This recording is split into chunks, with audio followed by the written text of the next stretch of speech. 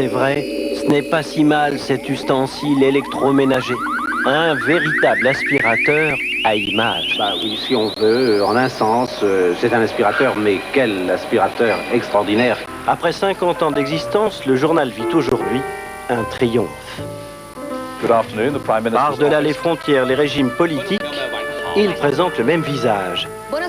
Ceux qui font l'actualité se voient investis d'une responsabilité.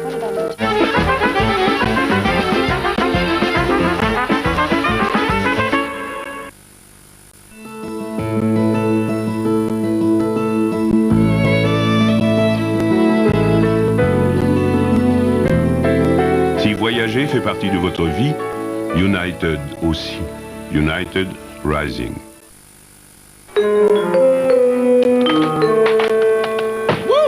Ça y est, j'y suis. T'es rentré dans le fichier du personnel? Ouais, et voilà le salaire de chaque personne dans cette boîte. Regarde, ce directeur général touche 2 fois moins que cet autre directeur général. Je suis sûre qu'il le sait pas. Maintenant, si. Je viens de l'envoyer en email à tout le monde.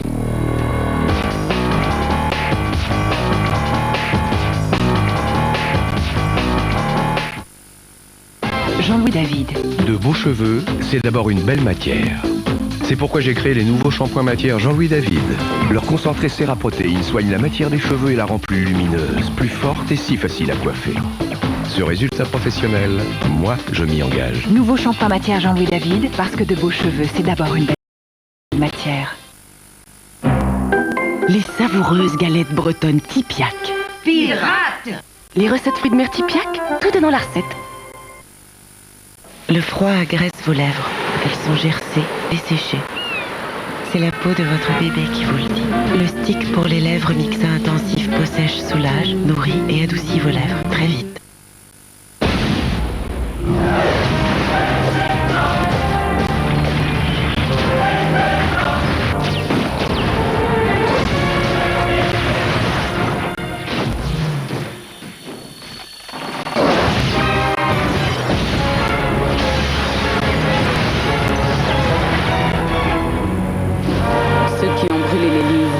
Peut-être brûler aussi l'Internet, car nous en avons fait l'outil idéal de la liberté et de la culture.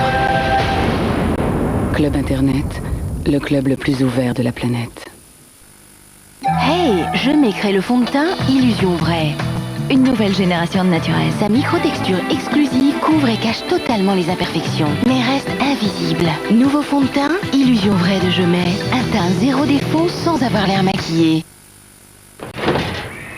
Avant, on me demandait ma recette pour faire des lasagnes. Mais cette fois-ci, on a préféré Marie. Ah oui, elle les fait comment, ces lasagnes, Marie? Comme vous, belle maman. De la viande rissolée et des tomates qu'on fait réduire lentement. Du thym et des oignons doucement caramélisés. Des oignons caramélisés. Mon fils adorait ça. Ça l'a pas empêché de quitter la maison. Enfin, faut reconnaître que tout y est. Ah non, ce n'est pas tout. Quand Marie fait des plats cuisinés, elle les signe. Pour ses lasagnes, elle ajoute à la fin du basilic. Ah, je ne savais pas que maintenant mon fils aimait le basilic. Les idées gourmandes de Marie. L'amour, ça se cuisine tous les jours. Qu'y a-t-il derrière un sourire si éclatant?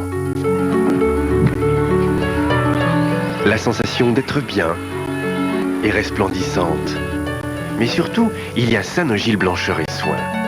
Un dentifrice formulé pour protéger vos dents et en même temps révéler leur blancheur naturelle. Vous n'avez plus à choisir entre blancheur et soin. Sanogyl, votre sourire a de l'avenir.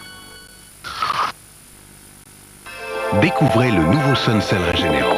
4 boîtes de 1 kg avec bec verseur pour remplir votre bac à sel plus facilement. L'innovation, c'est sûr, c'est Sun. Richesse nouvelle des couleurs. Douceur infinie des cheveux.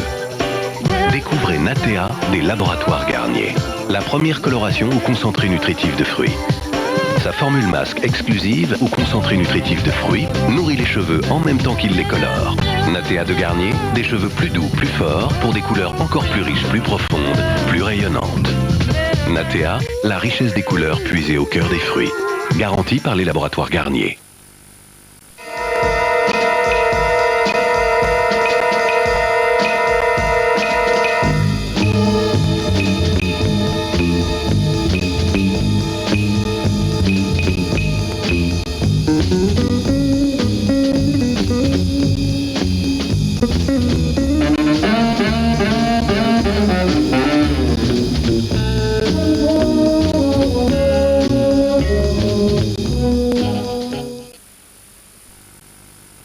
Vivial Dop crème coiffante pour des cheveux faciles à mettre en place naturellement. Vivial Dop crème coiffante pour tous les jours, tout en douceur. Top. Je vous rappelle tout de même que nous avons doublé notre chiffre d'affaires en 2 ans. Et vous avez aussi doublé vos pertes. Qui vous a dit ça? 3617 Eurydiel, le registre national du commerce. Coucou, c'est maman. Tu as mal à la gorge, tu te soignes? Non, évidemment. Maman. Pastille Drill pour bien se soigner. Médicament à ne pas donner en dessous de 12 ans. Comme mes cheveux qu'elle aime caresser, la laine est soyeuse. Pour rester belle, elle a besoin du nouveau Myrlène Shampoing aux extraits de soie. Myrlène Shampoing, le produit de beauté de la laine. À Londres, à Francfort, on attend ce que vous avez entre les mains dès demain. Mais à vous voir, vous êtes sur le point de rater le départ. Appelez-nous de 8h à 20h pour tous vos enlèvements. Chronopost, vous étiez stressé, vous l'êtes déjà moins. Mon futur, je ne le connais pas, mais je peux contrôler celui de mon visage.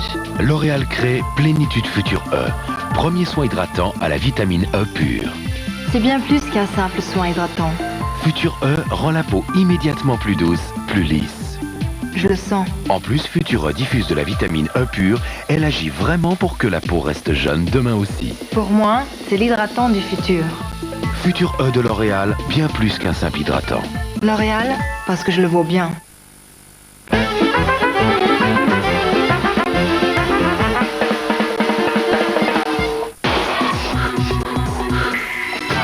Coupe de la Ligue au cœur de l'action avec Lyon.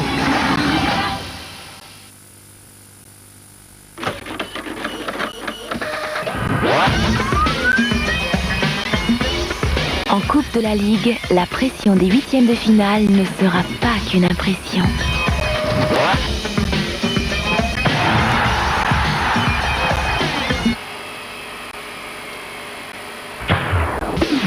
Mardi, Sochaux-Nancy. Mercredi, Rennes 3 en direct sur France 2.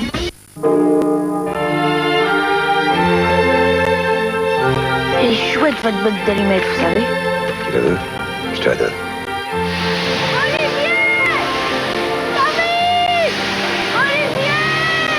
Je peux pas quitter ma rue, mais je veux rester ici. Je veux pas quitter Bougra, Mado, Cap de Verre, Loulou. Même l'araignée, je veux pas le quitter. T'en fais pas, Olivier. Retrouvez les aventures d'Olivier, le petit poulpeau de Montmartre, dans Les Allumettes suédoises, le chef-d'œuvre de Robert Sabatier, demain soir sur France 2. Parlez-moi d'amour. Rhône Poulenc, grandissons ensemble dans le 21e siècle.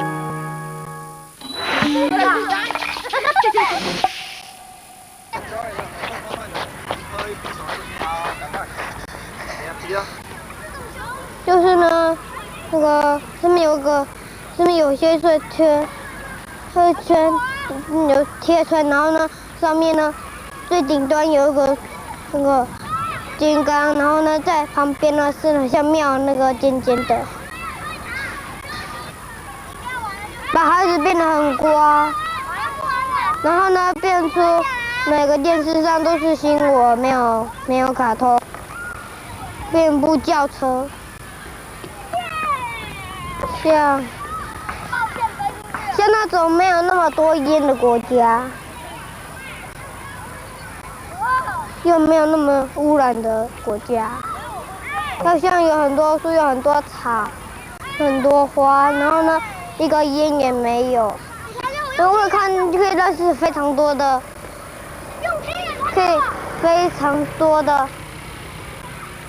星球，知道非常多的星球。大家再见。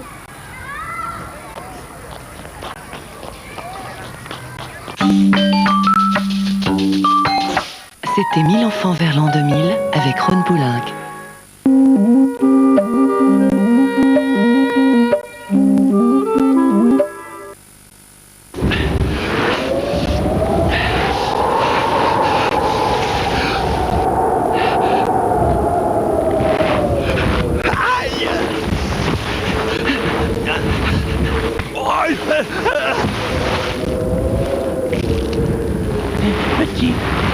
Petit. Only you. tel qu'un bonbon Lutti pour se faire de nouveaux amis. Lutti Mint de Lutti. Je suis assez content de sortir ce soir. Oui, ça pourrait être amusant. Je suppose que tu voudras que je conduise?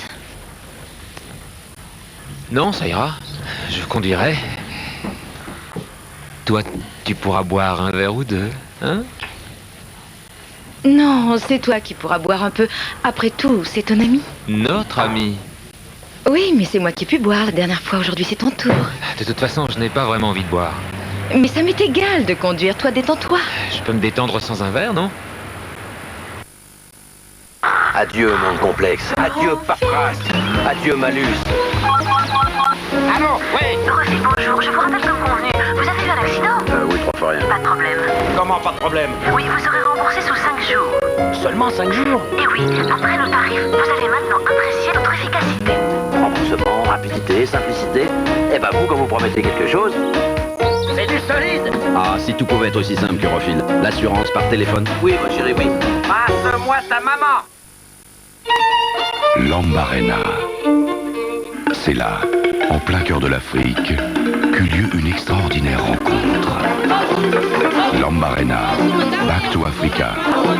La fusion des plus belles œuvres de Jean-Sébastien Bach, visitée par les meilleurs musiciens africains.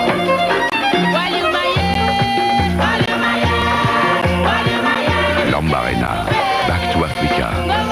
Sa magie nous en voudra. Dans la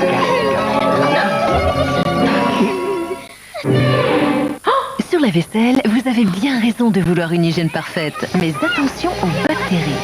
Alors prenez le nouveau PEC antibactérien, si efficace qu'il tue les salmonelles. Il élimine les bactéries de la vaisselle et il dégraisse comme PEC s'est dégraissé. La preuve.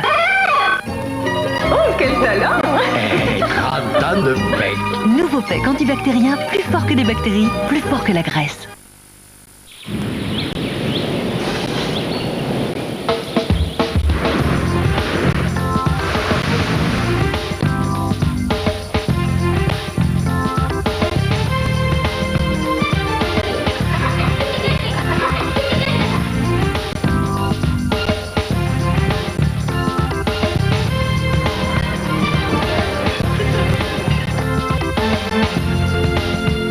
La montagne, ça vous gagne.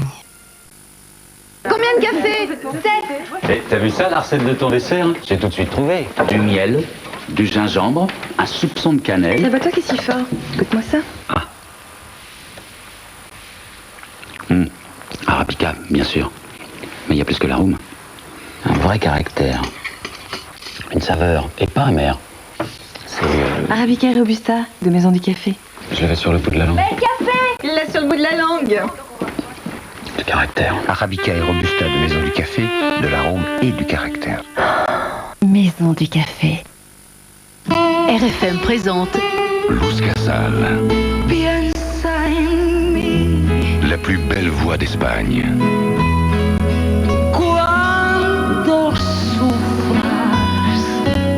Vous l'avez découverte avec Piensa en mí, la chanson de Talon Aiguille. Retrouvez toute l'émotion de Luz Casal avec la compilation de ses plus grandes chansons. Luz Casal. A-t-elle les reins solides? Vérifiez la solidité financière d'une entreprise par Minitel 3617 Vérif pour une meilleure information sur les entreprises. Le nouveau dentifrice Aquafresh Protect au triclosan est différent parce qu'il protège votre bouche de 3 façons complémentaires. Il élimine 99% des bactéries. Il aide à réduire la plaque dentaire jusqu'à 50%. Et renforce la santé de vos gencives jusqu'à 25%. Nouveau dentifrice Aquafresh Protect. Protège contre les bactéries, protège contre la plaque dentaire, protège encore mieux vos gencives. Salut Daniel. T'as l'air en forme, t'as perdu du poids? Arrête ton cirque, Fred. Il faut que je justifie aux financiers la création de notre site web. Ah ouais, ok. Dans des termes qu'ils puissent comprendre.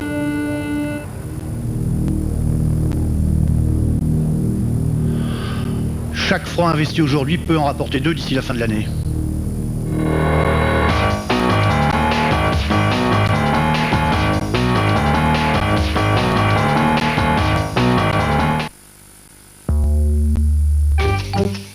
Regardez l'organisme de ce chien.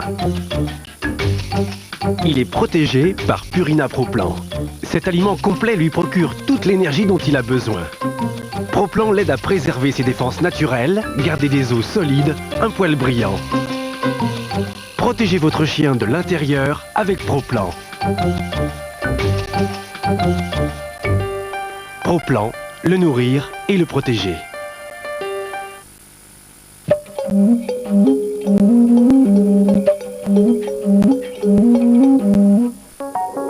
À l'heure où la crédibilité des journalistes est souvent remise en question, Ligne de vie nous entraîne ce soir dans un voyage au centre de l'infotélé, au cœur du fameux JT. Vous allez constater qu'en 50 ans d'actualité, le ton et les technologies ont évidemment bien évolué. On pourra sourire en revoyant M. Perfit inaugurer la nouvelle formule d'un JT dont il était lui-même l'instigateur. Pourtant, aujourd'hui encore, on aurait tort de penser que les journaux télé sont affranchis de toute pression. De nos jours, le vrai censeur des JT ne s'appelle plus Monsieur le Ministre, on l'appelle simplement Monsieur Audimat. Ligne de vie.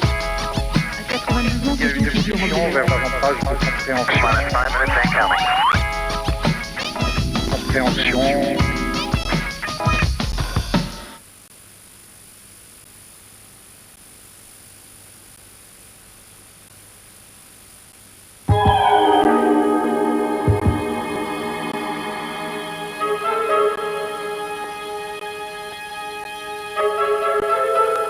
Au début, il n'y avait rien. Et puis, on la vit apparaître. Très vite, elle afficha son inséparable compagnon, le journal télévisé. Mais c'était formidable. On voyait le monde, on y croyait. Aujourd'hui, le journal, on le critique, on le suspecte, parfois on le déteste. Comment, en 50 ans d'histoire, l'information télévisée a-t-elle accumulé une pareille dose d'amour vache? Ah, l'amour. Un expert, justement, avait dit tout son espoir dans la télé. Et c'est peut-être à cause de cela que l'on parle de la grand-messe du 20h. Nous attendons de la télévision des conséquences de la plus haute portée, par la révélation toujours plus éclatante de la vérité aux intelligences loyales. Benedictio Dei Omnipotentis, Patris, et Filii. Merci, très Saint-Père. Les quelques 3000 récepteurs des années 50 s'en souviendront longtemps. En général, le poste trône dans cette salle à manger de l'heureux propriétaire. Il ne louperait pour rien au monde les émissions de variété comme 36 chandelles ou La joie de vivre. Mais qu'est-ce qu'il préfère par-dessus tout les spectateurs de la RTF, radio-télévision française, créée en 49? Les actualités, leurs belles images et les sympathiques journalistes. Concentré sur une revue coquine, pas franchement accablé de travail le journaliste en ce temps-là, même s'il faut parfois faire comme si. Hein, monsieur Georges? D'abord, ne m'appelez pas monsieur parce que ça me vieillit. Je m'appelle Georges Decaune et Georges Decaune est entré à la télévision française. C'est une très vieille histoire qui va encore me ramener très loin, au début de l'information, c'est-à-dire en 1949. Précisément, le 29 juin 1949. Et ces images tournées en décembre saluent déjà la 100e édition du journal. Avec une Jeep récupérée de l'armée américaine, ils partent en reportage. Les caméras sont muettes, on tourne en film 16 mm. L'outil est un véritable trésor. La possession d'une caméra de 16 à l'époque est un laissez-passer, c'est suffisant pour entrer à la télévision. Mais il faut avoir une caméra de 16 qui n'est pas très courant. Donc on tourne dans un petit périmètre autour de Cognacq-G, il faut que ce soit le plus près possible pour qu'on ramène la pellicule. Donc autour de Cognacq-G, qu'est-ce qu'il y a? Il y a Matignon, il y a l'Élysée qui est pas très loin, il y a Auteuil, il y a le Parc des Princes. Et moi, je fais toujours un parallèle entre Auteuil, qui est le côté sportif, c'est-à-dire les courses de chevaux avec beaucoup de chutes, et Matignon, qui est une épreuve également sportive, où les chutes se multiplient en ce qui concerne les cabinets ministériels. Eh oui, c'était les joies de la 4e République. Les voilà donc de retour à ce qui sera la maison mère de la télévision. Alors tout se passe à Cognacq, qui est une ancienne pension de famille qui a été aménagée pendant la guerre pour une télévision qui a fonctionné, qui a racheté de l'autre côté les studios de la rue de l'Université, et il y a eu une entité, Cognacq, qui s'est créée à ce moment-là, dans les années 43. Et c'est une ancienne pension de famille qui n'est pas encore studio de télévision, qui est toujours pension de famille. Et on développe notre pellicule dans les bidets de la pension de famille, avec des moyens artisanaux. Après un passage sur des séchoirs à linge, la pellicule est prête. Puis vient l'écriture du commentaire. On prévoit un bon petit disque pour mettre de l'ambiance sur ces images qui n'ont pas de son. Justement, les images, on est en train de les choisir. Vive la pellicule qu'on manipule. Il y a même du 35 mm façon Hollywood. Un vrai travail de monsieur cinéma, comme dirait Pierre Tchernia. Le grand patron le voici, Pierre Sabag, avec autour de lui une vingtaine de bleus de l'info. Je vais voir Sabag et Sabag me dit ah ben, je vous connais pas mais voyons qu'est-ce que vous faites. Alors je lui ai raconté ma courte carrière, c'est-à-dire la radio un peu, c'est-à-dire l'école de cinéma. J'avais été aussi régisseur de tournée théâtrale. Alors ça ressemblait un peu à tous ses débuts, parce que il a été figurant de cinéma, il a fait des marionnettes, et puis il touchait à la radio bien sûr, mais il touchait au cinéma aussi. Alors il m'a dit je vous prends à l'essai. Et le premier essai de reportage faillit bien se terminer en échec définitif. L'impétueux Sabag avait rêvé de montrer Paris vu du ciel. Un vrai scoop de télé. Mais le voyage en ballon fut de courte durée. Un méchant vent envoya l'aérostat sur une ligne haute tension. Oh, il eut plus de peur que de mal. Seuls les compagnons du chef ne furent pas surpris. N'est-ce pas, monsieur Jacques Salbert? Il avait toujours envie de faire des choses extraordinaires comme reportage. Non, il a toujours été offensif. C'est pour ça qu'il s'est précipité sur la télévision. Pour lui, c'était l'avenir. C'est un homme d'avenir. C'était une dynamique. Et donc le journal à l'époque, c'est pour lui déjà un instrument fort qu'il faut tout de suite développer et aller très vite. Mais il avait tout de suite compris qu'on pouvait en faire. Moi aussi, du reste. Il y en avait qui disaient, mais vous êtes dingue d'aller là-bas. Il n'y a pas de téléspectateurs. Nous, on a des auditeurs. En attendant les futurs téléspectateurs, le journal commence à 21h.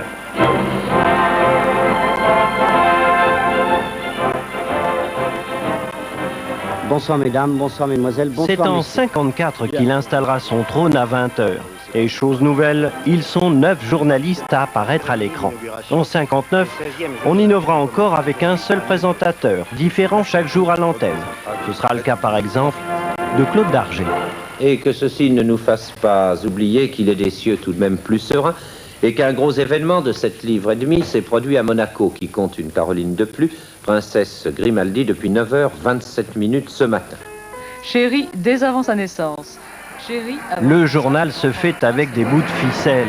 Il veut plus de moyens, plus de crédit. Monsieur Van Krayanest, comment ça se présente? Mais en ces temps héroïques, l'État n'a pas encore saisi l'importance de la télé. Laissez les gosses jouer dans la cour qu'ils nous fichent la paix, dit un ministre.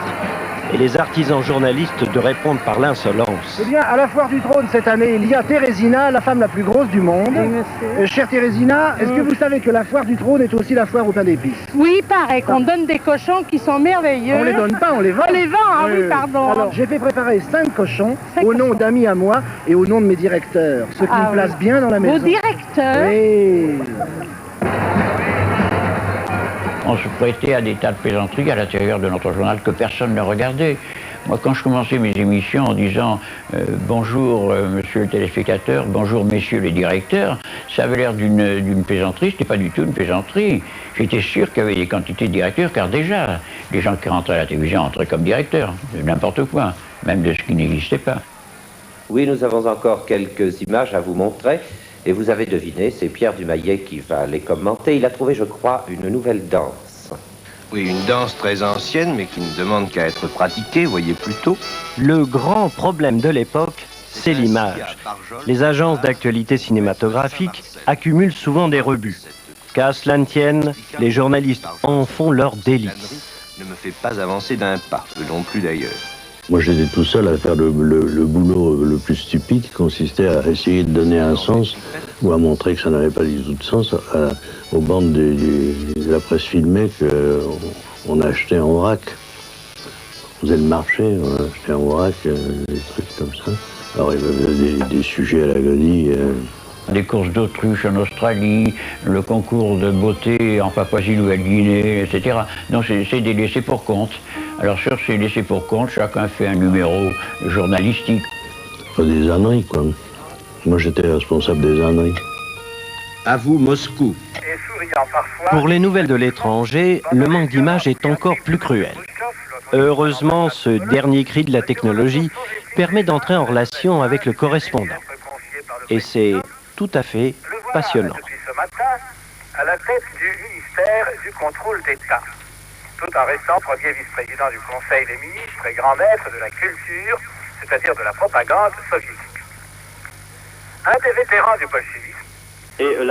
Avec l'amélioration de l'esthétique, c'est encore plus passionnant. Un seul journaliste. Et là, j'ouvre une parenthèse pour vous dire que les journalistes, photographes et caméramens de la télévision et des agences de presse ont signalé près de 20 000 hommes qui arrivaient sur Alger. Je vous remercie, mon cher confrère. Toutes ces dernières nouvelles, d'ailleurs, nous les avions déjà données. Merci beaucoup.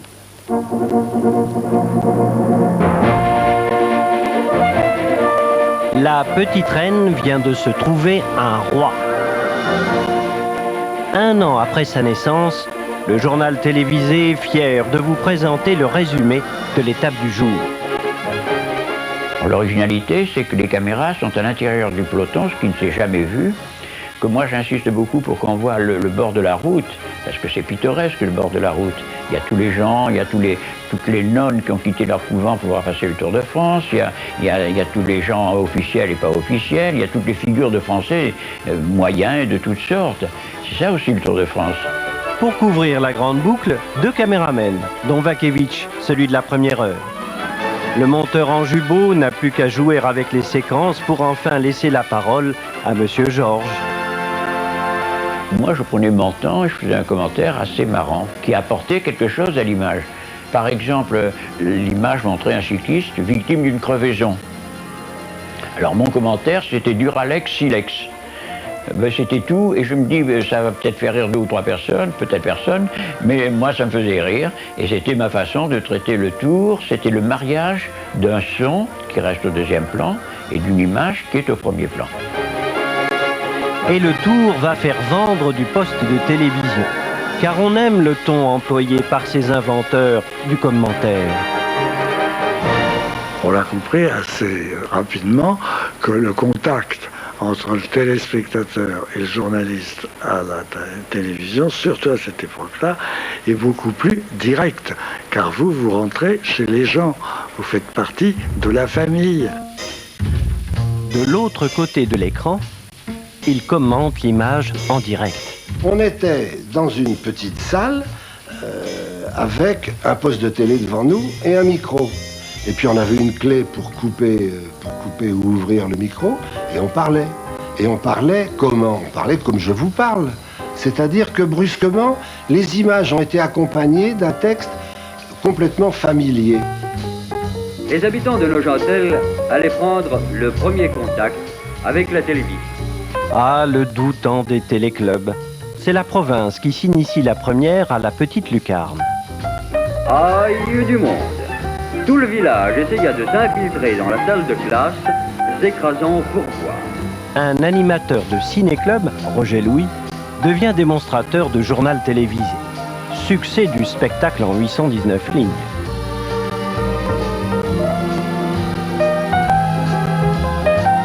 La télé aime à sortir de ses studios et ça tombe vraiment très bien. Guy Mollet, le président du conseil, a souhaité que Pierre Sabag vienne lui rendre visite pour une émission en direct. Le rendez-vous est organisé comme une vraie petite comédie musicale.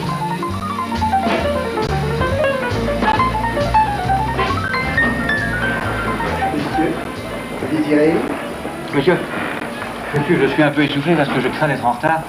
Je désirais voir le président du conseil. Vous aviez rendez-vous, monsieur? Oui, bien entendu, monsieur. Veuillez passer au salon. Merci. La distribution des rôles est parfaite. Les dialogues sont écrits à l'avance. Bref, une spontanéité garantie. Monsieur le Président, tout d'abord, je tiens à vous remercier de bien avoir voulu recevoir le spectateur français que je suis, car je représente ici l'ensemble des spectateurs français.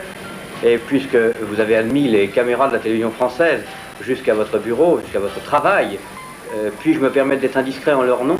Très volontiers. Il est trop normal que les téléspectateurs sachent où et comment travaille le président du Conseil. Après plus de 20 minutes de conversation, c'est le coup de théâtre. Ah oui, vous me permettez. Écoutez bien le téléphone. Allô, oui. Allô. Allô, oui. Bip, oui. Bip. Eh oui, personne n'est au bout du fil. Permettez, sans l'avoir voulu, les micros de la RTF ont saisi la supercherie. Tout le monde doit savoir qu'il y a une émission de télévision. Monsieur le Président, ce coup de téléphone me rappelle que je suis avec le président du Conseil. L'extrême courtoisie est de mise. Avant la tempête. Quelques semaines plus tard, Guy Mollet piquera une grosse colère devant son poste. En pleine crise de Suez, un député travailliste anglais ne mâche pas ses mots à la télé contre la politique franco-britannique. Guy Mollet demande la tête du correspondant de la RTF à Londres, qui a osé faire parler l'anglais perfide, un certain Jacques Salbert.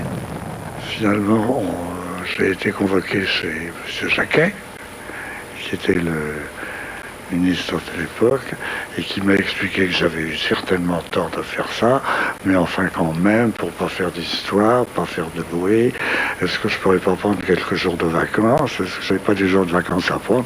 Oh si, il y en a toujours des jours de vacances à prendre. J'ai pris 15 jours de vacances, que j'ai passé à Londres, du reste. et on a oublié. Mais le politique, lui, n'oubliera plus jamais la télé. Il la croit capable de faire une élection. Elle essuie les plâtres. Bonsoir. Eh bien, nous voici tous à pied d'œuvre. Là, c'était la première nuit électorale retransmise à la télévision en direct. Et j'étais tout seul dans un cagibi, avec une caméra à 3 mètres de moi, avec des projecteurs violents sur la tête, parce qu'à ce moment-là, il fallait beaucoup d'éclairage pour les caméras. Et je suis resté comme ça pendant au moins 3 heures à débiter les dépêches d'agence, parce qu'on avait, c'était la seule, et les coups de téléphone quelquefois. Bon, maintenant nous allons essayer notre liaison la plus lointaine. Nous espérons... Pardon. Allô? On appelle ça les aléas du direct. Bon, d'accord. Donc, je reprends. Nous allons nous efforcer d'essayer ce soir notre liaison la plus lointaine, c'est-à-dire d'entrer en communication avec Madagascar. À vous, Tananarive. Vidéo de Lyon-Villeurbanne. Circuit modulation destiné à la Et Lyon, ça n'est pas Tananarive. Allô? Bon, eh bien j'ai l'impression qu'il y a quelque chose qui ne marche pas avec Tananarive. Je pense que nous allons revenir en liaison avec Madagascar, probablement un peu plus tard dans la soirée. Allô? Bien. Eh bien, il se produit ce que nous attendions du reste, c'est-à-dire que nous sommes dans un trou pour l'instant. Je m'excuse, le téléphone sonne. Allô? Eh bien, écoutez, je l'avouerai franchement, je ne sais plus très bien où j'en suis moi-même. Je ne sais plus très bien où nous nous rendons. Allô? Voici le chef de piste. Attention, le premier avion est prêt. Attachez vos ceintures, simples mortels téléspectateurs. Comme si vous y étiez, la télé va vous faire visiter l'inaccessible. Dès 1955, la RTF a démarré une série intitulée « En direct ». Il y aura 200 numéros, parfois durant des heures entières. À quelle profondeur se trouve l'épineux en ce moment? Actuellement, l'épineux doit bientôt approcher de la plateforme 80. Il doit être à peu près à... Des tonnes de matériel pour montrer la prouesse technique de la télé. Docteur, vous voulez donc tenter une expérience qui n'a jamais été tentée, je crois, c'est de voir en direct les cordes vocales d'une personne. Dedans comme dehors, on voyage avec la caméra. On voit actuellement, sur la partie droite de l'image, un cercle blanc. C'est justement la caméra de télévision dans une carène. Exactement celui-là. On lui a donné l'ordre de décoller et vous allez voir, allez, ça y est, il met la gomme, il décolle. Voilà la vue de la caméra. Vous voyez le pont qui s'efface. Le pont,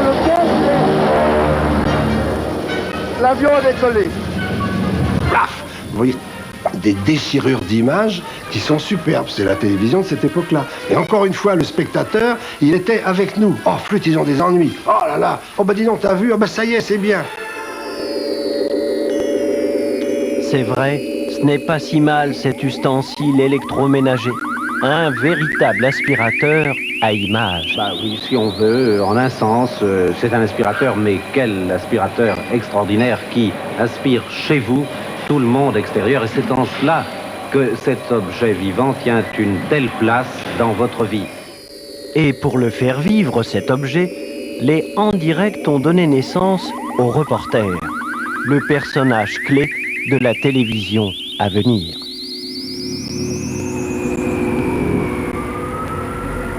Dans son salon-salle à manger des années 60, la télé va connaître un succès foudroyant. Plus de 10 millions de postes vendus. Les téléspectateurs deviendront des consommateurs car la publicité de marque est sur le point d'apparaître. Il y aura 2 chaînes, début de la seconde, avril 64. Et la presse écrite donnera l'exemple. Le grand reporter fera son entrée dans la petite lucarne. D'ailleurs, nous sommes heureux de vous annoncer la naissance du magazine 5 colonnes à la une.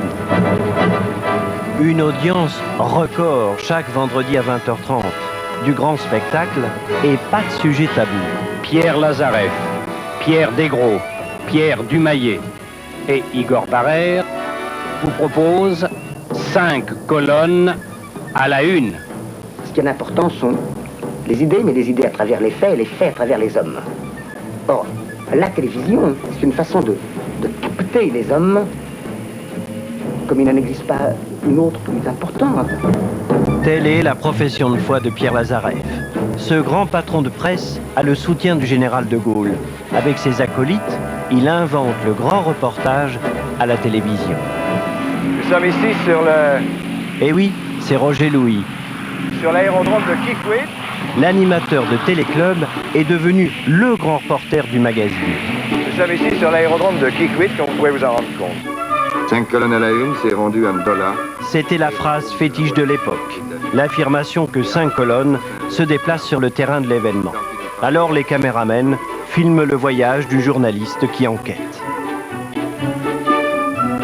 En Afrique, comme en France, le reportage raconte une histoire. Et tant mieux si la vie rouspète quand on filme les abattoirs. Qu'est-ce que vous appelez le 5e quartier? Le 5e quartier, c'est le cuir et la triperie. C'est ça. Oh, j'ai pas le temps, moi, merde. Et... Oui, c'est passé. Le secret, c'est d'aller à la rencontre des gens. Ça marche, ce boulot? Eh bien, oui. Ça va? Eh bien, oui, monsieur. Je suis un lépreux. Depuis quand avez-vous eu cette maladie? Eh bien, depuis l'âge de 17 ans. Il avait un contact, tout à fait épatant. Il avait une façon de parler aux gens qui avait l'air qui était tout à fait naturel. On s'est dit, ce type-là, il faut absolument qu'il vienne chez nous. 5 colonnes et Roger Louis filment un monde en pleine décolonisation. Un monde où la violence est à portée de caméra, comme ici, au Congo. Au bout de la rue, il y avait un groupe d'hommes et de femmes qui chantaient en mesure sous l'œil des militaires. Nous nous sommes approchés avec nos caméras et dès lors, nous avons été pris à notre tour au piège de la violence. Ce n'est pas facile de faire comme si dans une situation pareille. Et intérieurement, on n'est pas très fiers. Alors, quand on est journaliste, on sort son micro et on interviewe le commissaire de police. Ça n'est pas facile. Il prétend qu'il est écolier, mais un écolier ne sait pas entrer dans la politique. Alors on est en train de faire ça pour qu'il cite le nom de celui qui l'a remis la carte pour vendre. Et ça peut durer longtemps, là? Non, ça ne durera pas longtemps. Jusqu'au moment où il va donner le nom. Il va citer le nom, puis on le laisse. Un objectif braqué sur le visage d'un gars n'a pas besoin qu'on appuie pour que se dévoile la personnalité. Nous sommes des révélateurs, nous ne sommes pas des justiciers, nous ne devons pas être des justiciers, nous sommes des révélateurs. Les justiciers sont les téléspectateurs, c'est pas nous. Le reporter, lui, il pose des questions. Au Chili, Pierre Dumayet interroge les grands propriétaires terriens, les petits paysans aussi. Et parfois un long silence en dit plus qu'un long discours. Les terres que vous cultivez, elles sont à vous? Non, Seigneur. De qui sont? De los patrones. Non, ce n'est pas à lui, c'est à ses patrons. Est-ce que ça revient au même pour lui? ¿Es la misma cosa para usted que sean suyos de ellos?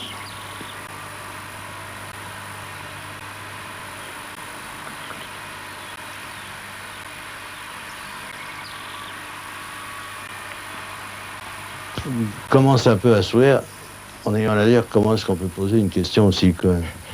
Et puis il se réfléchit, si je puis dire, et il revient sur moi en souriant pour dire, mon pauvre monsieur, évidemment, c'est pas pareil. La guerre d'Algérie. L'épreuve de vérité pour l'information. On commence plus facilement une guerre qu'on ne la finit, c'est bien connu. Et celle d'Algérie ne manque pas à la règle. Les barrages imposés par la guerre ont du mal à s'ouvrir dans tous les domaines. Et surtout celui du journalisme à la télé. 5 colonnes, c'est naviguer peu ou prou en suivant la politique française, mais la censure reste des plus vigilantes. La veille de la diffusion d'un sujet sur l'Algérie, par exemple, il y avait tout le gâteau de ministres, de généraux, concerne toutes les armes. S'il y avait un gendarme dans le sujet, automatiquement, il y avait un patron de la gendarmerie qui était là pour voir ce que le gendarme disait. Jeune reporter à l'époque, Michel Honorin connaît lui aussi les astuces de l'équipe pour tromper les hommes du pouvoir.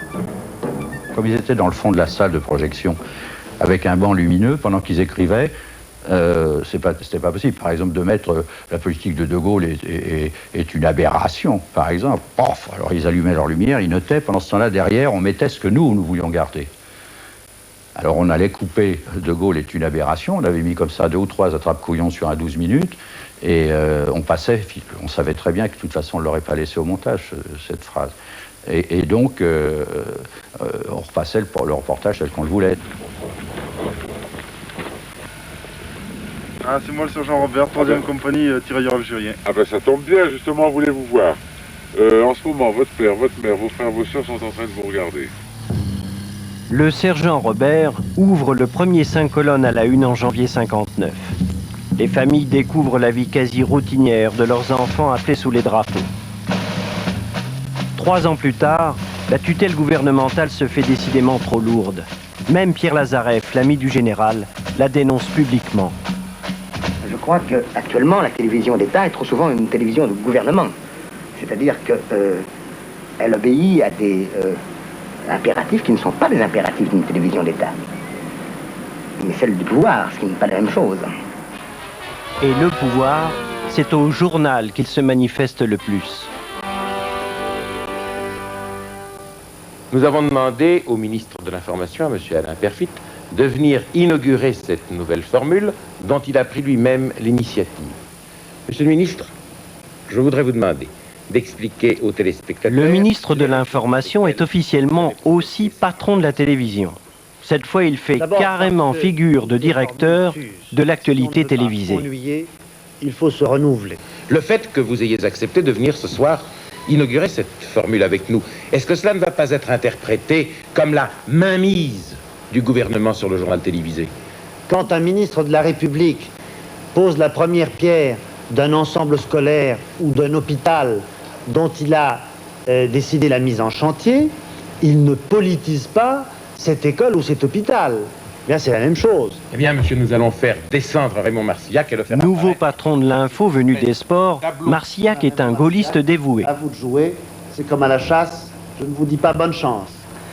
Comme M. Peyrefitte vient de le déclarer, le journal télévisé vous appartient à vous. Il est périodiquement convoqué au SLI, le service de liaison interministérielle créé pour prêcher la bonne parole gouvernementale au cadre de la télévision. Édouard Sablier, lui, est officiellement le directeur politique du 20h.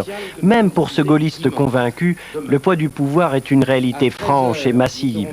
Il y a eu une pression comme jamais je n'ai imaginé de pression. Donc je ne nie pas les pressions du pouvoir.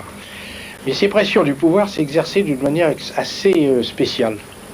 Ça n'était pas les coups de téléphone dont on parle, c'était simplement le fait que le pouvoir avait disposé à tous les échelons administratifs, c'est-à-dire qui étaient supérieurs au directeur de l'information que j'étais, des hommes qui venaient directement du cabinet du ministre. La télé du général est donc bel et bien un instrument politique. La grande vedette cette semaine à la télévision a été le président de la République. D'ordinaire, les vedettes viennent à la télévision. Ici, c'est le contraire. Car le chef de l'État incarne le pays. L'actualité, c'est donc forcément lui et les interminables comptes rendus du Conseil des ministres. Tout l'appareil de l'information se vit comme un serviteur zélé, avec l'autocensure pour règle de conduite.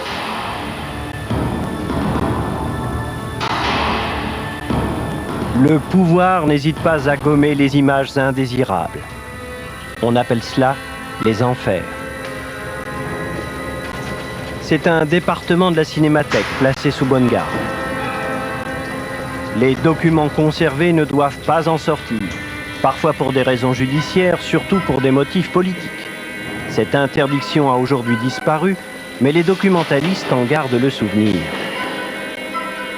C'était une note de service qui était transmise à notre chef et ensuite c'était indiqué au magasinier qui entreposait les films et qui marquait ça sur ses fiches de magasin et sur la bobine aussi. Je ne sais pas s'il marquait sur la bobine, je crois. Et puis nous le savions, nous le marquions sur nos fiches en enfer. Dans le catalogue de l'image infernale figure entre autres l'accident des 24 heures. «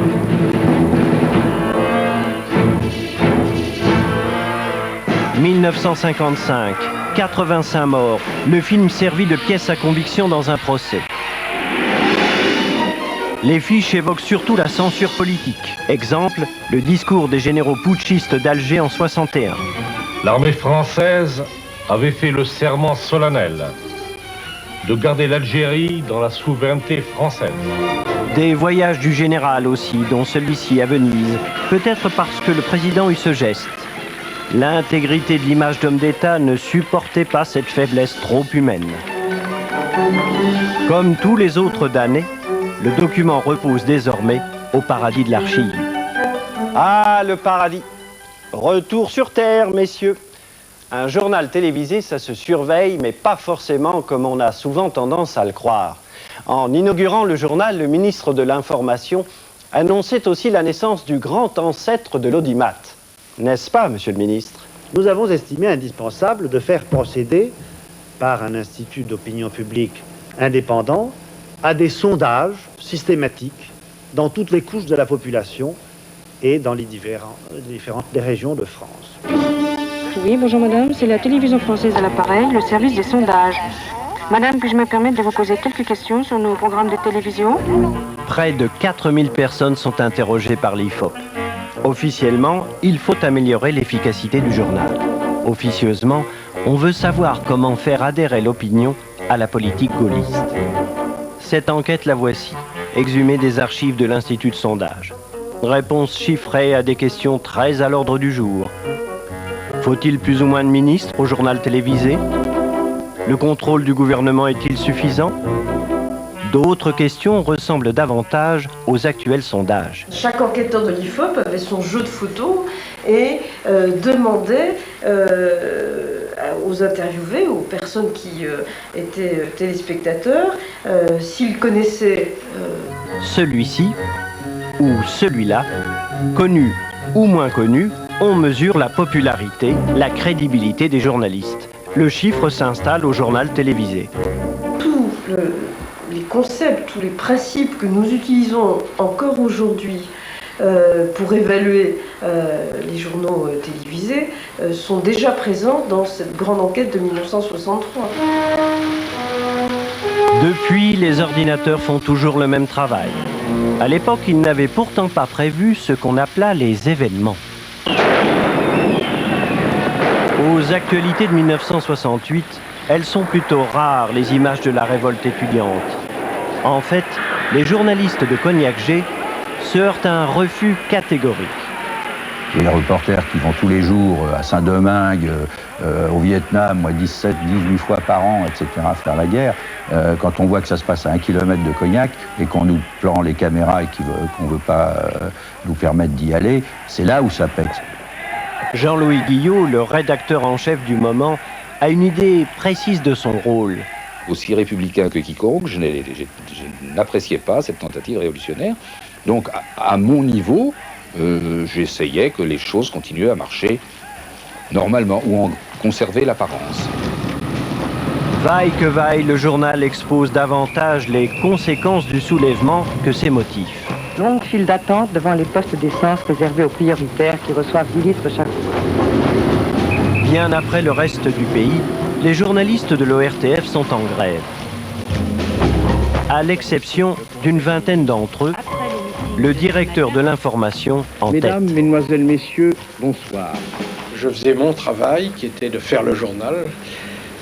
J'ai donné le journal télévisé à tous les Français avec une équipe de 29 auquel je suis infiniment reconnaissant. Mais il n'y avait aucun état d'âme dans ce que nous faisions. Les états d'âme, ils s'étalent sur les murs. Mai 68 fait surgir de plus belle la question déjà bien connue, l'indépendance de l'information télévisée. En 70 jours de grève, certains pensent à réformer le système.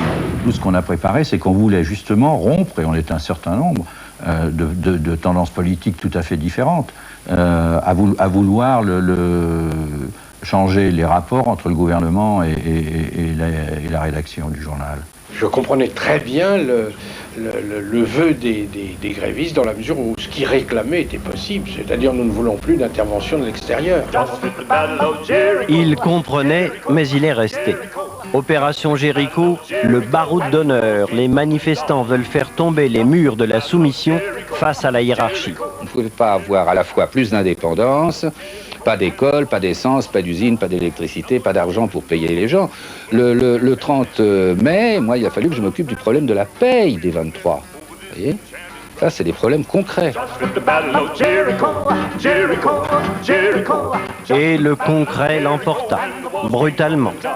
Licenciement massif des grévistes, sursaut répressif d'un pouvoir qui va bientôt relâcher sa prise, car une réforme se dessine.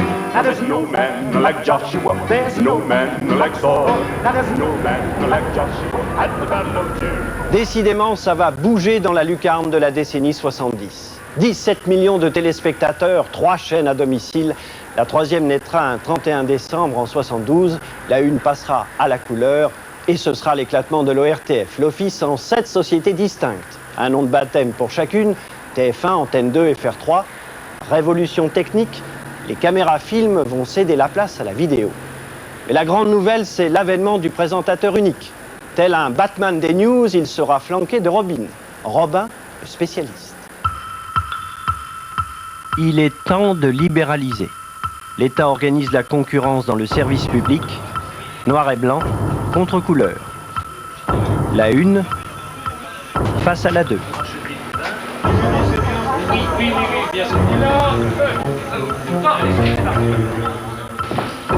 Décor sobre, voire austère pour la première chaîne qui a débauché des journalistes dans les radios périphériques.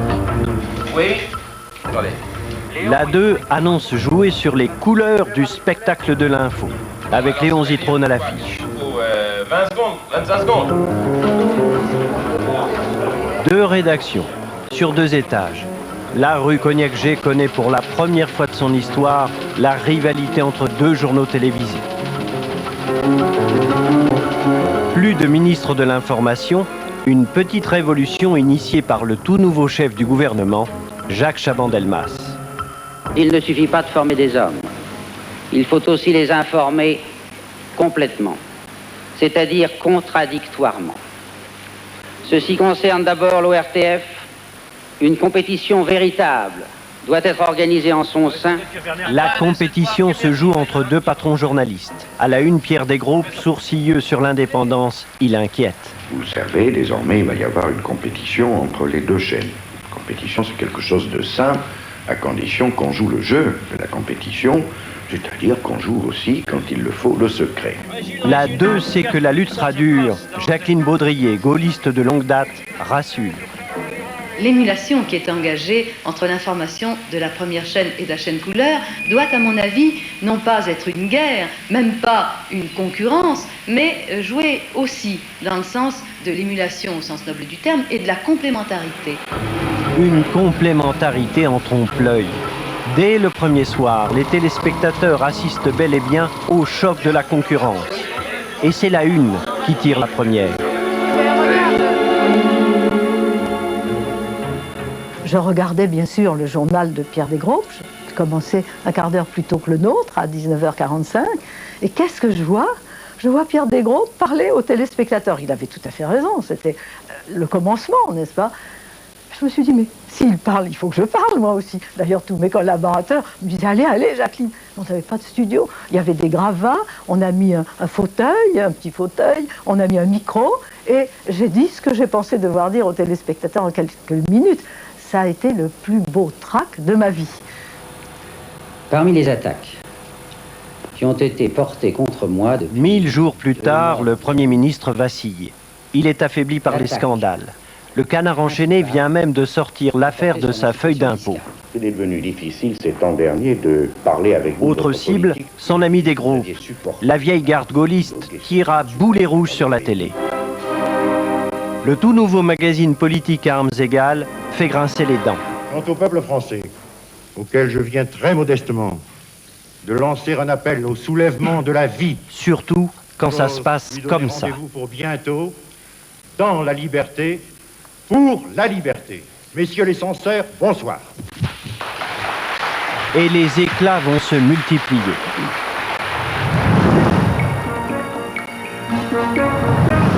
Cette rétrospective de la guerre d'Algérie, 10 ans après le conflit, elle passe aussi très mal. Décidément, tout agace, Desgroupes, ces journalistes comme Philippe Gildas et surtout leur fameuse autonomie. Et l'autonomie, ça voulait dire l'autonomie financière. En clair, on a vu une dotation budgétaire, eh bien on a eu interdiction de faire en 72 quelque chose sur le 10e anniversaire de la fin de la guerre d'Algérie. En 72, extraordinairement douloureux comme sujet. Trop de souvenirs, personne ne voulait en parler. On a quand même lancé 2 émissions spéciales. Ils ont voulu nous les interdire, mais on avait mis l'argent de côté. Comme on était autonome, comme on avait les finances, comme on n'avait aucune autorisation à demander, comme ça ne coûtait pas un sou supplémentaire, on les a faites. C'est une des raisons de l'expulsion. Chaban et Desgroupes avaient lié leur destin. Ils doivent partir. Au revoir. Allez, au revoir Pierre. Au revoir Jacques. Bon travail. L'ORTF est reprise en main. Qu'on le veuille ou non, et je sais qu'il y en a qui ne me croient pas, le journaliste de la télévision n'est pas tout à fait un journaliste comme un autre. Il a des responsabilités supplémentaires. Qu'on le veuille ou non, la télévision est considérée comme la voix de la France, et par les Français, et par l'étranger.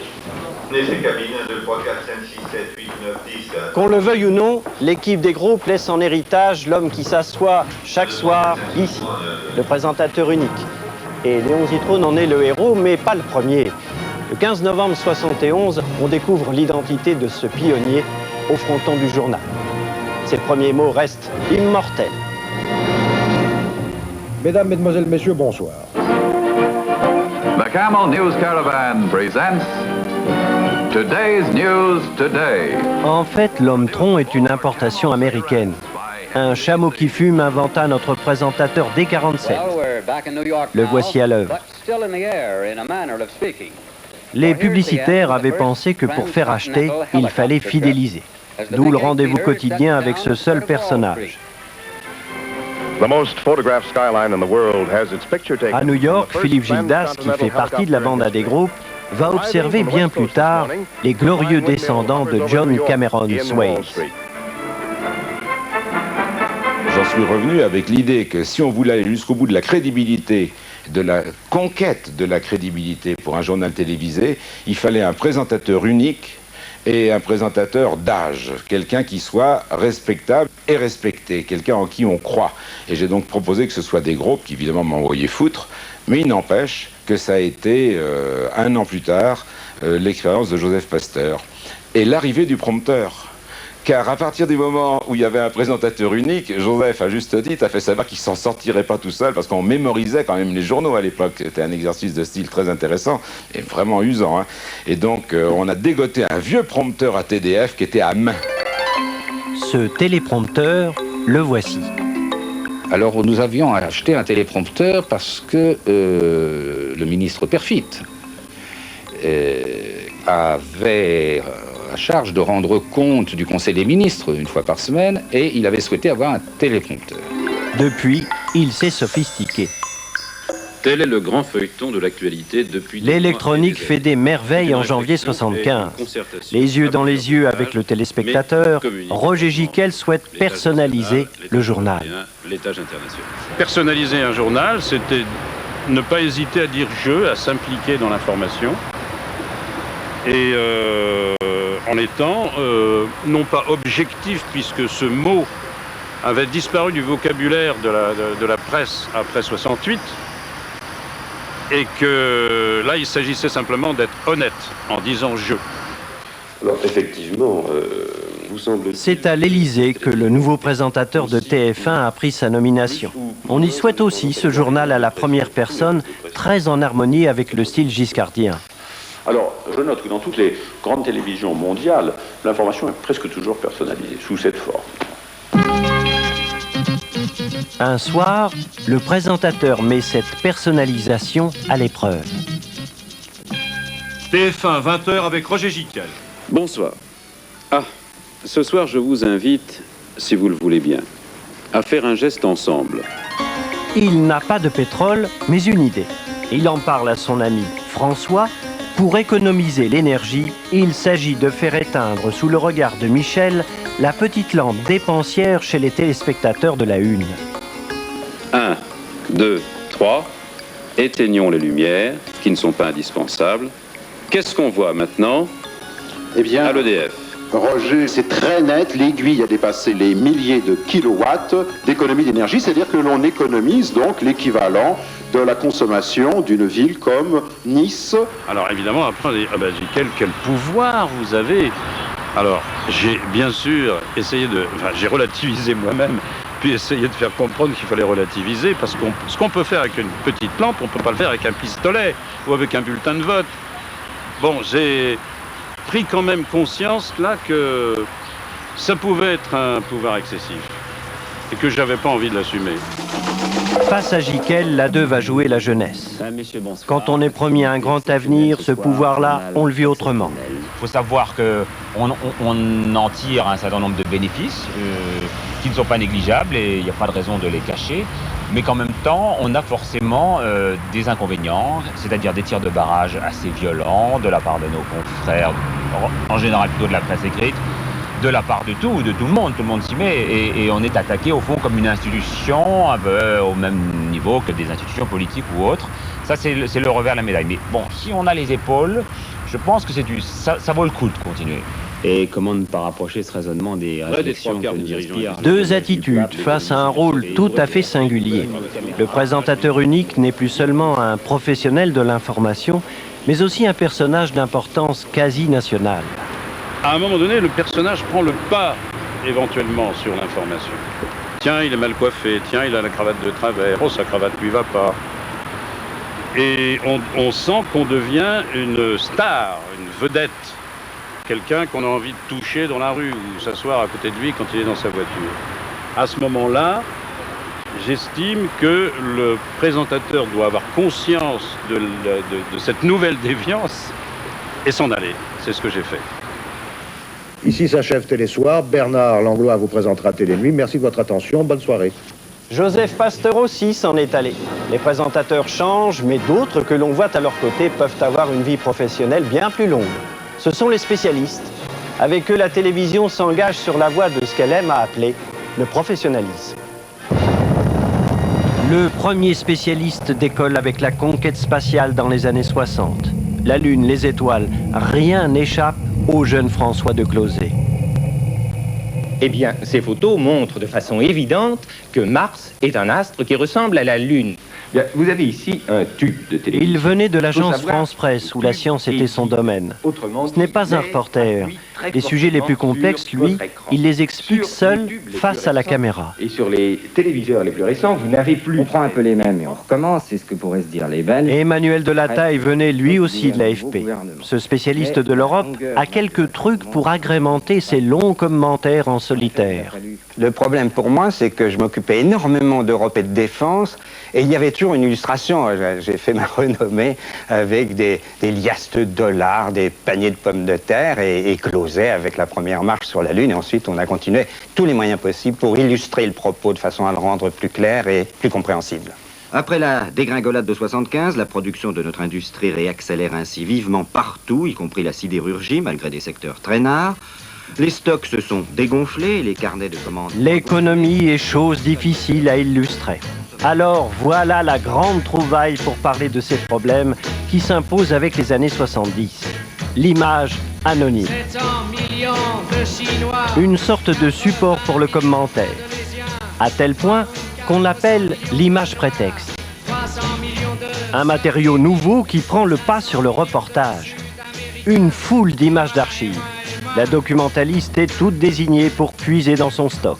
Vous nous sortez des plans de paysans à la ferme, vous nous sortez des... Et c'était nous qui devions choisir.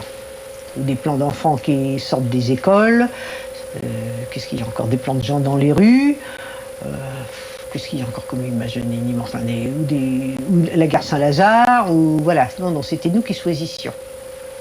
Enfin, on avait l'habitude, parce qu'on le demandait beaucoup. C'était toujours un petit peu les mêmes plans. Tenez, pour faire comprendre les problèmes pétroliers entre l'Arabie Saoudite et l'Iran, on utilise ces plans-ci.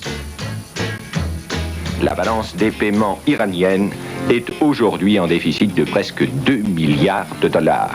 Pour l'Iran, c'est un impératif, il faut augmenter les revenus pétroliers ou bien alors couper dans les grands programmes. Tel est l'enjeu de la guerre des prix pétroliers irano-saoudiens. 2 jours plus tard, toujours dans le journal, pour expliquer cette fois la question du prix du pétrole en France, on fait ce montage-là. Entre les pouvoirs publics et les sociétés pétrolières, c'est le dialogue de sourds. La hausse du prix du pétrole brut, elle n'a encore rien coûté à l'industrie pétrolière, affirme le ministère de l'Industrie. Le pétrole débarqué actuellement en France a été facturé à l'ancien tarif, puisqu'il faut 40 jours pour le faire venir du Golfe arabique. Et oui, ce sont les mêmes images. Bon, vous savez, si vous regardez bien la télévision tous les jours dans le monde entier, c'est de l'image prétexte. C'est très souvent de l'image d'archives. Et forcément, pour parler d'économie ou d'événements, vous êtes bien obligé de recourir à des images qui ont déjà été enregistrées. Dès 72, le magazine Actuel 2 rassemble les ingrédients de cette actualité au nouveau visage. Mesdames, Mesdemoiselles, Messieurs, bonsoir. Un présentateur unique et des spécialistes pour interroger les invités. Nous désirons simplement donner à cette émission un style mordant et rapide. On débat sur les grands problèmes de société. Cette fois, il n'y a même plus d'images d'illustration. Le studio est devenu le lieu central de l'information avec sa propre mise en scène. C'est la règle du jeu, le débat. Alors, pour une courte intervention, le témoin de surprise de ce soir, qui est Delphine Seyrig. Oui, moi je suis là dans un studio à part, donc je vais dire simplement ce que j'ai à dire maintenant, parce que je sens que je n'arriverai plus à placer un mot. On a de nouveau parlé de traumatisme. Je dis qu'il est plus traumatisant, et toutes les femmes le savent, d'élever des enfants que d'avorter. Parler de ces sujets déplaît à certains ministres. Et Jean-Pierre Elkabbach, bonsoir, est remplacé en 73 par... Plus on en parle, plus on suscite de questions. Quand l'un dirige le journal en 76, faites-en autant. L'autre le lui arrache en 77. Nous ne visons pas très haut, nous ne visons pas très bas. Mesdames, Messieurs, bonsoir. Pardon d'interrompre à nouveau ce Quand l'un saute sur l'événement en 81, cette tentative d'attentat contre le président Reagan, Monsieur Giscard d'Estaing, on vient de me passer un mot important. L'autre réagit au même moment sur la chaîne concurrente. D'une part, il est possible... Surtout ne jamais laisser le champ libre à l'adversaire. Telle est la nouvelle règle du jeu à la télévision.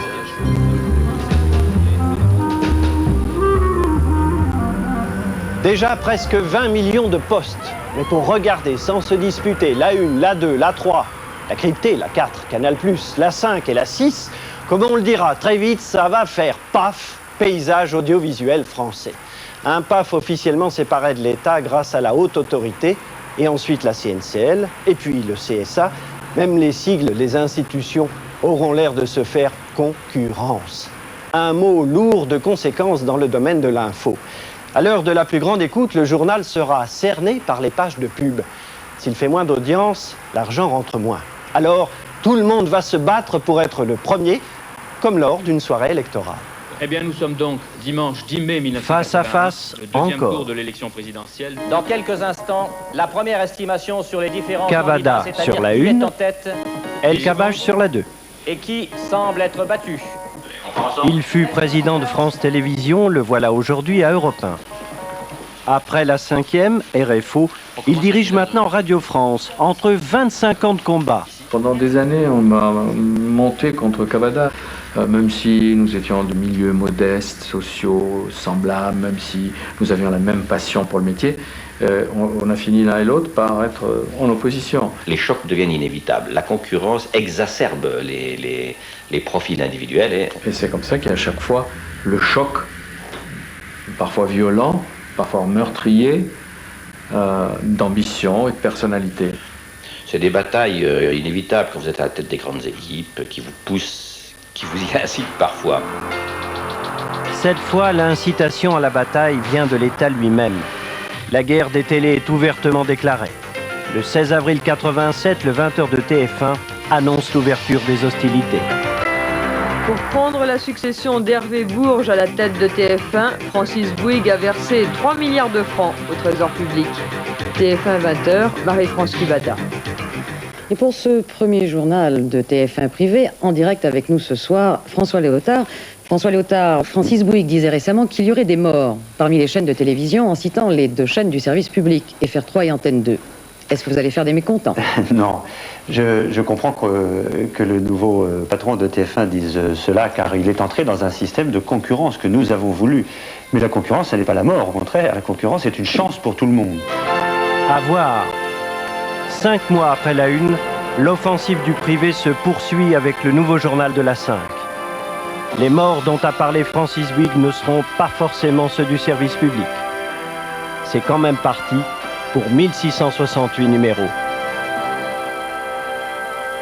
Madame, mademoiselle, monsieur, bonjour. Merci d'avoir choisi les informations de la 5. Merci d'avoir Eh oui, elle a déjà choisi la petite dernière. Elle, comme d'autres, ont été arrachées à prix d'or par la 5. 20h. Bonsoir. Ah, c'est fantastique. Il n'y a pas eu un pet. Ah, génial. C'est un succès et ce ne sera pas le dernier. Le nouvel arrivant doit se faire très vite une place au soleil. Culot, impertinence, pas de limite. Chaque édition du journal a sa stratégie. L'information est un produit qui doit faire mouche. Il faut se différencier, affirmer qu'ici, c'est pas comme ailleurs. La 5 est la seule grande chaîne généraliste française à être diffusée par le satellite Télécom 1. Les précisions indispensables de Patrick Esther. Les émissions qui partent en direct de nos studios de Paris... L'exposé est technique, mais dans la guerre des 20 heures, le satellite est un redoutable instrument. Avec lui, on peut mettre à mort le rival. Car maintenant, l'information marche au temps réel. On doit être en direct sur le lieu de l'événement, sous peine de perdre la face. Arménie, nos envoyés spéciaux en direct de Léninakan, où les fouilles sont sur le point d'être interrompues 9 jours après la catastrophe. Vous êtes donc sur place à Léninakan, Bruno Albin. Oui, Christine, bonsoir. Nous nous trouvons à côté de l'un des immenses chantiers de déblaiement. Ce qui s'est abattu sur l'information télévisée, c'est la technologie de l'information, que personne ne maîtrise. Et à partir du moment où l'image est allée tellement vite, où les moyens eux-mêmes sont devenus plus importants que l'utilisation que l'on peut en faire, c'est à ce moment-là que le système a basculé. Derniers événements à Berlin, le mur ouvert en plusieurs endroits pour faciliter le passage des Allemands de l'Est.